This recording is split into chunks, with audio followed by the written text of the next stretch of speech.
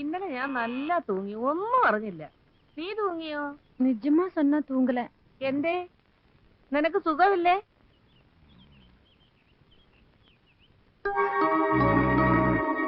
ആരാത്? ആരാ കിടക്കുന്നേ?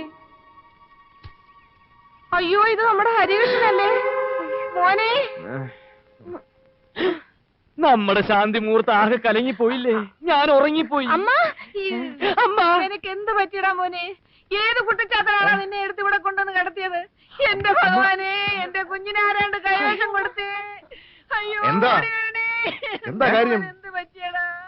എന്താ അവനെ പശു തൊഴിച്ചോ? വീട്ടിനകത്ത് സുഖമായിട്ട് കിടന്നുറങ്ങി എന്റെ കുഞ്ഞ് നേരം വെളുത്തപ്പോ എങ്ങനെയാ ഈ തൊഴുത്തിനകത്ത് കിടന്നുറങ്ങുന്നത്?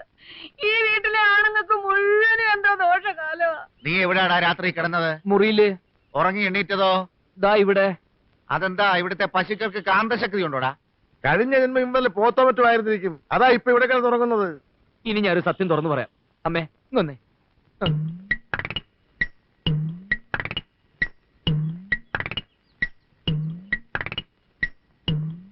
എന്റെ ദൈവമേ, ഞാൻ എന്താ ഈ കേക്കുന്നത്? എങ്ങനെ ഇതിനുള്ളിൽ കേറുക? ഇതെന്താ ഇത്? ഓ,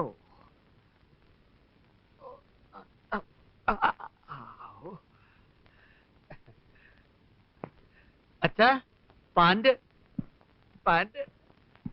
അമ്മാവാ, പാന്റ് പാന്റ്. എന്താടാ, വല്ല പ്രേതബാധയുണ്ടോ? ഓരോരോ ലീലാവിലാസങ്ങള്. മോഹം ഉണ്ടെങ്കിലേ അവനവന് ചേരുന്നൊന്ന് തയ്പ്പിക്ക, അല്ലാതെ പാകമാവാത്തത് വലിച്ചു കയറ്റുകയല്ല. എനിക്കിത് പാകാണ് അച്ഛാ, പിന്നെ ഇട്ട് പരിചയമില്ലാത്തോണ്ടാണ് ഈ ഞൊണ്ടല്. അമ്മേ, ഇപ്പൊ എന്നെ കാണാൻ ഒരു സ്റ്റൈലില്ലേ? അയ്യോ അമ്മാവാ. ആരെ കാണിക്കാനാണെങ്കിലും ശരി, ആര് വേഷം കിട്ടിയാലും ശരി, ഹരികൃഷ്ണന്റെ കാര്യത്തിലൊരു തീരുമാനം എനിക്ക് ഇപ്പൊ അറിയണം. എന്താടി കാര്യം? ഇന്നലെ രാത്രി അകത്ത് കിടന്ന കുട്ടി നേരം വെളുക്കുമ്പോ എങ്ങനെയാ തൊഴുത്തിലെത്തിയത്? നിങ്ങൾ എല്ലാരും കൂടെ കൂടി അവനെ എടുത്ത് അവിടെ കൊണ്ടുവന്ന് കിടത്തി. അതെ, നിങ്ങൾ എല്ലാരും ചേർന്ന് അങ്ങനെ ചെയ്തത്. ഉറക്കത്തിലേ അവൻ എങ്ങനെ തോന്നിയത്രേ? രക്ഷപ്പെടാൻ വേറെ വഴിയൊന്നുമില്ലായിരുന്നു. അതാ അമ്മയോട് ഞാൻ അങ്ങനെ പറഞ്ഞത്. അമ്മയെ പറ്റിക്കാൻ എളുപ്പ, ബാക്കിയുള്ളതെല്ലാം തനി രാക്ഷസന്മാരാ.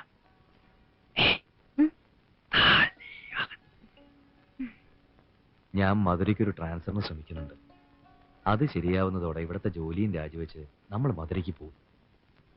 പിന്നെ 2 or 4 കുഴന്തകൾ പറഞ്ഞ ശേഷമേ ഇവിടെ വിവരം അറിയൂ. ഈ രാക്ഷസന്മാരെ ശരിക്കും അറിയാവുന്നതുകൊണ്ടാണ് ഞാനിവിടെ ഇങ്ങനെ ശ്വാസം മുട്ടുന്നത്. ഒന്നും തോന്നരുത്. ഇല്ല. നിനക്കിപ്പോ മലയാളം പറഞ്ഞ ഒരുവിധം മനസ്സിലാവുന്നില്ലേ? ഇന്നലെ എന്താ വരാഞ്ഞത്? ഞാൻ കഥവ് തുറന്നപ്പോ വെളിയിൽ നിറയെ ഗൂർക്കകൾ. കൂർക്കകളോ? ഉങ്ക അച്ഛനും. അച്ഛനും വന്നോ? ഇതെന്താ വളയൽ? അച്ഛൻ എന്താ? ഇല്ലല്ലേ, നേത്ത് രാത്രി ജയകൃഷ്ണനും തന്നതാ.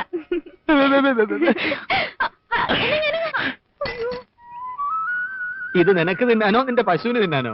അധികം ലോഹ്യൊന്നും വേണ്ട. വീട്ടിൽ പുതിയ വേലക്കാരി വന്ന ശേഷം അവിടെ ഇത്തിരി മാറ്റമൊക്കെ ഞാനും കാണുന്നുണ്ട്. നേര് പറഞ്ഞാൽ വന്നത് വേലക്കാരിയല്ല, ഒരു ദേവതയാണ്. അടുക്കള ദേവത. സത്യം പറ, നിനക്ക് എന്നെ ഇഷ്ടമാണോ? പറ, ആണോ?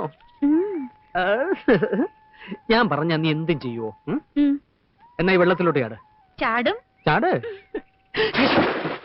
നേര് പറഞ്ഞ മുതലാളിക്കൊന്നും തോന്നരുത്. മക്കൾക്കൊക്കെ ഇത്തിരി കാറ്റുവീഴ്ചയുണ്ട്. എന്താ ഇപ്പൊ അങ്ങനെ തോന്നാൻ?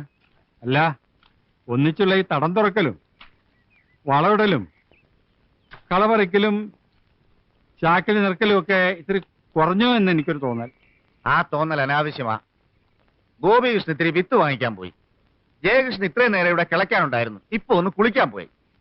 എന്നാ എനിക്ക് പിഴച്ചു. മുതലാളി, ഞാൻ പറഞ്ഞത് അടിയോടെ വെട്ടിക്കള. അയ്യോ, എന്റെ കാല്. ഇയാളെ കല്യാണം കഴിച്ചാ ഈ കുളം എന്റെ പേരിൽ എഴുതി തരുമോ? ഓ, എഴുതി തരാം. തറവാട്ടിലേക്ക് കൊണ്ടുപോകുമ്പോ 2 ബക്കറ്റ് വെള്ളം മാറ്റി വെച്ചേക്കണം. ഞങ്ങൾ അച്ഛനും മക്കൾക്കും ഇടയ്ക്കൊന്ന് കുളിക്കണ്ടേ? ഇപ്പൊ ഇങ്ങോട്ട് ആരെങ്കിലും വരുമോ? ഏയ്, ആരും വരില്ല. നീ ധൈര്യമായിട്ട് കുളിച്ചോ. എന്നാ ചേട്ടനും ചാട്. ചാട്.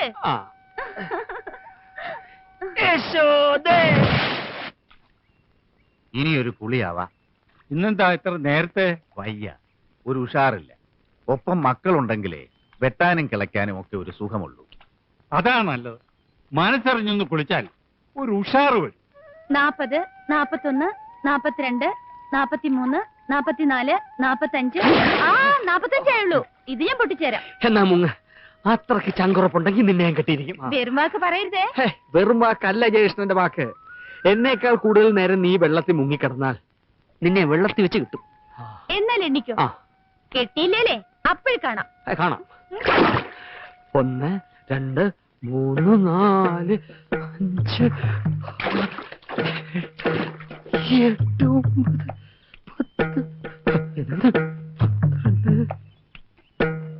സുഖമായിട്ടൊന്ന് മുങ്ങി കുളിച്ചാൽ ക്ഷീണമൊന്ന് മാറും. അയ്യാ.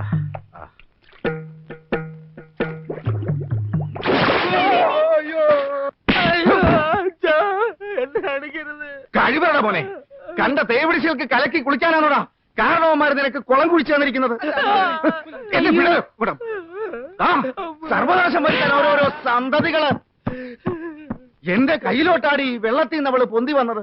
കുടുംബമാഹാത്മ്യം പറഞ്ഞ് കുട്ടികൾക്ക് പാളത്തൊപ്പിയും കൊടുത്ത് പറമ്പിൽ കുഴികുത്താൻ വിടുമ്പോ ആലോചിക്കണം. ഇങ്ങനെ കുളത്തിലും കിണറ്റിലും ഒക്കെ ഓരോന്നോരോന്ന് പൊന്തും. ആ യശോദ അല്ലെങ്കിൽ ഇത്തിരി അധിപ്രസംഗം അച്ചപ്പി. മുതലാളിയെ കണ്ടപ്പോ മുങ്ങിയതാ. ഇത്രയേരോടെ കഴിഞ്ഞെങ്കിൽ ചത്തേനെ. എന്നാ ഞാൻ ഒരു സത്യം തുറന്നു പറയാച്ച, അവര് തമ്മിൽ സ്നേഹത്തില. അറിഞ്ഞു കഴിഞ്ഞ സ്ഥിതിക്ക് ഇനി കല്യാണം കഴിപ്പിക്കുന്നതല്ല അന്തസ്. അത് നിനക്ക് നേരത്തെ അറിയാമായിരുന്നു. ഏകദേശം അറിയായിരുന്നു. ഈ കുടുംബം കലക്കാൻ ഒരുത്തൻ ശ്രമിക്കുമ്പോ നീ അതിന് കൂട്ടുനിൽക്കുക. വെട്ടിക്കൊല്ലണ്ടടാ അവനെ അവളെ. അല്ലെങ്കിൽ ഞാൻ കൊല്ലും. ജയിലെങ്കിൽ ജയില്. എന്നാലും മാനം വിറ്റൊരു ജീവിതത്തിന് ഞാൻ വഴങ്ങില്ല. ഇറങ്ങി വാടാ. ഇറങ്ങി വരാ. നിനക്ക് പണ്ടാരത്തിനെ കെട്ടണോടാ. എനിക്ക് അവളെ വേണ്ട. അവളെ വേണ്ട. എന്താ പിന്നെ നാട്ടിക്കരുത്. 3 പേരോടും കൂടെ പറയുന്നത് മനസ്സിലായോ?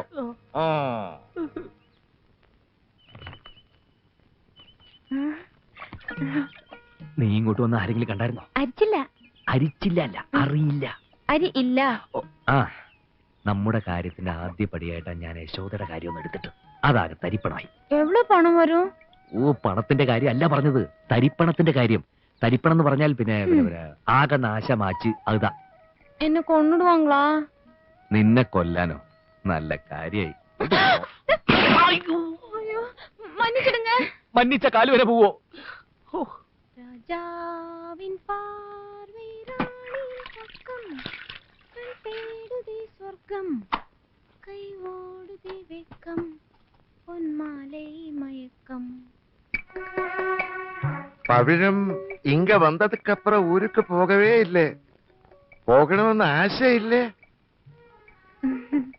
പവിഴത്തിന് ഈ വീട് പിടിച്ചോ? ഈ ഞാനെപ്പിടി എന്നെ പിടിച്ചാച്ചോ? ചൊല്ല്.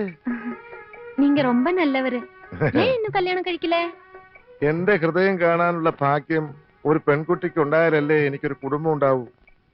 എടുത്ത് താലോലിക്കാൻ. വിവരദോഷം പറയരുത്. ആണിന്റെ ഹൃദയത്തിലേക്ക് നോക്കിയാലൊന്നും പെണ്ണ് പ്രസവിക്കില്ല. അതിനിത്തിരി ചങ്കൂറ്റം വേണം. ആയ കാലത്ത് അത് കാണിക്കാതെ ഇപ്പൊ കിടന്ന് നിലവിളിച്ചിട്ട് കാര്യമൊന്നുമില്ല. നീ എവിടുന്നാ പൊട്ടി വീണത്? പൊട്ടി വീണൊന്നുമല്ല, മുളച്ചതാ. ചൂടാവാതറാ, അവളൊന്ന് പൊയ്ക്കോട്ടെ. അതെ, ഒരു കാര്യം തുറന്നു പറയുന്നതുകൊണ്ട് വിഷമം തോന്നരുത്. തെരഞ്ഞെടുപ്പ് കാലത്ത് രാഷ്ട്രീയക്കാര് ഈ ചുവരുകളൊക്കെ ബുക്ക് ചെയ്യാറില്ലേ? അതുപോലെ ഞാൻ ആ തമിഴ് പെൺകുട്ടിയുടെ മനസ്സില് ബുക്ക്ഡ് എന്നൊന്ന് എഴുതിയിട്ടുണ്ട്. ചങ്കുറ്റം കാണിച്ച് അത് മായച്ചേക്കരുത്. എനിക്ക് സഹിക്കില്ല. നീ ഒന്നും പറയണ്ട. അവള് നല്ലൊരു തമിഴ് കുട്ടിയാ. അവളൊന്നും വന്ന് ഈ മുറിക്കകത്തേക്ക് കയറേ വേണ്ടു. ആകെ ഒരു പ്രകാശ. കണ്ടില്ലേ എന്തൊരു പ്രകാശ. ഓടാ. നീ കുറച്ചു ദിവസം പൊള്ളാച്ചി പോയി നിൽക്ക്. ഒരു ടൂർ ഉണ്ടെന്നും പറഞ്ഞ് ഞാനും ഒപ്പം വരാം. നിന്റെ അണ്ണനാണെന്നും പറഞ്ഞ് നിന്നെ ഇവിടെ നിന്ന് പുറത്തിറക്കാൻ ഞാൻ ഒരാളെ ഏർപ്പാട് ചെയ്തിട്ടുണ്ട്. അവൻ വരും. നീ അവന്റെ ഒപ്പം ഇറങ്ങി തന്നാ മതി. പുറകിൽ ഞാനും ഉണ്ടാവും. ഭയപ്പെടാനൊന്നുമില്ല. അവനാള് കുഴപ്പക്കാരനല്ല. നിന്റെ അച്ഛനെങ്ങാനും നമ്മളെ തിരക്കി ഇവിടെ വരുന്നതിലും നല്ലത് ഒന്ന് അവിടം വരെ പോകുന്നതല്ലേ. കുട്ടന്നായർ എഴുതി വരുത്തിക്കാന്ന് വെച്ചാ ഇനി ഒന്നും പെട്ടെന്ന് നടക്കില്ല. പരമശിവമാമ വരുത്. ഒളിഞ്ഞിക്കോ. കുഞ്ഞകത്തു വല്ല പണിയെടുത്തോളൂ. ഇത് ഞാൻ തൊഴുത്തി കൊണ്ടുവന്നിടാം.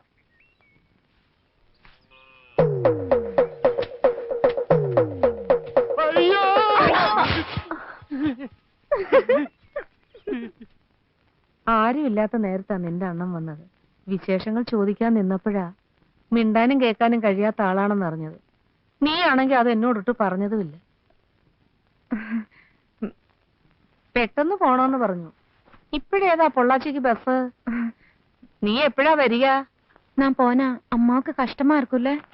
അത് സാരമില്ല, നിനക്ക് പോണ്ടേ? പൊയ്ക്കോ, അണ്ണം വന്നതല്ലേ. നിന്റെ വീട്ടിൽ എന്തെങ്കിലും വിശേഷം കാണും.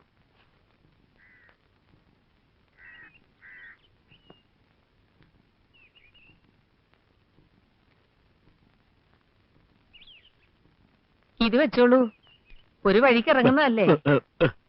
നിന്റെ അണ്ണന് തമിഴും മലയാളവും എല്ലാം ഒരേ ശബ്ദ.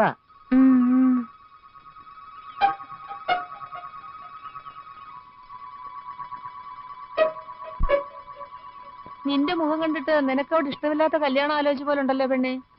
ധൈര്യമായിട്ട് പോയിട്ട് വാ.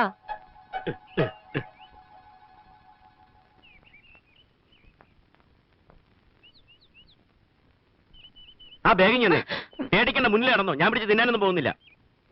വേഗം നടക്ക്. തന്നോട് ആരുടെ കോപ്പ ഇതിലെ പോകാൻ പറഞ്ഞത്? ഞാൻ അവിടെ നിൽക്കുന്നല്ലേ പറഞ്ഞത്. നിങ്ങൾ വരാൻ പറഞ്ഞ ഇടവഴിയിൽ പരിചയമുള്ള 1-2 ആളെ കണ്ടു. ഇനിയിപ്പേ ഈ സഹോദര ബന്ധം ഇതോടെ മറന്നേക്കണം. രഹസ്യമാണെന്നും വിചാരിക്കണ്ട, പരസ്യം തന്നെ. താനിത് ആരോടെങ്കിലും പറഞ്ഞാലും വലിയ പ്രശ്നമില്ല. പോ. ശരി. അണ്ണൻ എപ്പടി? പാത്താ കാലം മാതിരി ഇരിക്ക്. സാരമില്ല, സമാധാനപരമായ കുടുംബജീവിതത്തിലേ ഇതൊക്കെ പറഞ്ഞിട്ടുള്ളതാ. ഇനിയിപ്പോ എങ്ങോട്ടാ? നേരെ പൊള്ളാച്ചിക്കോ അതോ പോലീസ് സ്റ്റേഷനിലേക്കോ?